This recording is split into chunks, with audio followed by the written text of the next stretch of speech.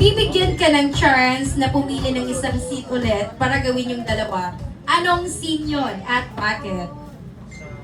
Kung meron po kami gagawin na scene ulit ni Marco, doon po sa YMFS, yung Prince and Princess. Yung parang, kasi yun din po yung memorable na scene nila kasi doon po binigyan ni Angel, diba, ng contact lens si Zion. Parang hindi na siya magka-classes. So parang mas doon din po na build pa yung friendship ni Angel and Zion.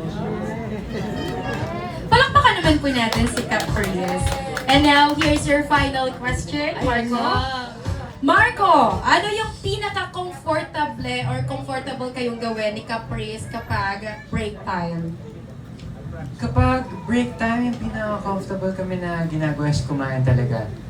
Food trip talaga kami sa taping. And, madalas kasi pag ipapadeliver si Caprice ng Wendy's, talagang lahat kami kumakain. So, mostly food trip talaga. Wow.